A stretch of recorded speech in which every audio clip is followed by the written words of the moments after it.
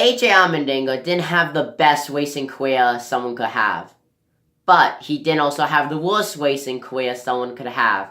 Today we are looking back at Aj Allmendinger's NASCAR career. In 2018, it was his final season in the Monster Energy Cup Series. That was also the season he scored his best position in the Monster Energy Cup Series points. Now, before all of that, we're gonna go to what had to have been the most interesting NASCAR season. The 2012 NASCAR, what was then called the Sprint Cup Series season. Now that we had Matt Kenseth winning the Daytona 500. We had one of the biggest crashes in NASCAR at the chase race at Talladega. We had Jeff Gordon's, what was one of his worst seasons ever, which involved Clint Boyer fighting him and getting suspended. We also had a drunk Brad Keselowski in victory lane for the Homestead Championship race. Now we're going to start off a little bit before 2012 at 2011. Aj Allmendinger leaves Richard Petty Motorsports to go drive with Penske Racing in the number 22 Shell Pennzoil Dodge as Kurt Busch left the 22 after the 2011 season to a different team. Now, Aj Allmendinger stated it was his dream to drive for Penske. He is living the dream. Now, here we go. 2012 season is starting. He got decent start to the season, I would say. His best finish for the 2012 season was at the Martinsville race. He finished second.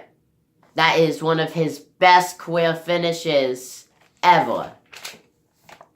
Now, here we are.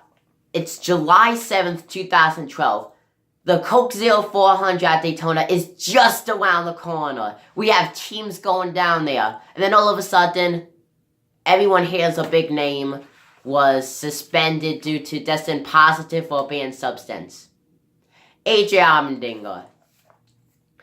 He did test positive for a substance. Him and the team he was on, currently Team Penske, they did have a little bit over 72 hours to test again as a B sample. They did, and it came back positive as amphetamine. He was then suspended, and he opted to take the road to the recovery program, which a lot of NASCAR drivers who have gotten caught using a banned substance have done. But on August 4th, 2012, Penske released Aj Allmendinger in the contract, bringing Sam Hornish Jr. up from what was then called the Nationwide Series, what is now the Xfinity Series. Aj Allmendinger has tested positive for another substance, that being Adderall. He claims that he took it unknowingly from a friend being told it was an energy pill. Now, his career is spiraling. He just got released from the biggest team. He got caught using banned substances not once, but twice. Aj Allmendinger comes back in 2013 part-time for JT Daugherty Racing. He was racing in the number 47 shoe in that seat with Bobby Labonte. 2014 was his first full season. The expectations weren't high. JT Daugherty Racing wasn't the best team by far. It wasn't an underfunded team, though. He competed in all 36 MENCS races. And at the track where he made one of the biggest statements of his life, at Watkins Glen, he ended up winning at that track. That being his only win of his career for NASCAR. As he's done 371 races in the Monster Energy Cup Series, getting that one sole win.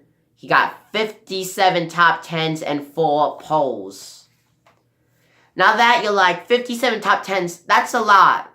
But with the career Aj Allmendinger has had, if he never tested positive, if he still continued to race, imagine how much more he would have done. Aj Allmendinger's career, like I said, it wasn't the best career, but it wasn't the worst. He did get a win. He did compete in other racing series where he did win One of them being the 24 hours at Daytona he won. Do I think Aj Allmendinger will ever get back in the MENCS? No. Xfinity Series? Yes. Thank you for watching this video.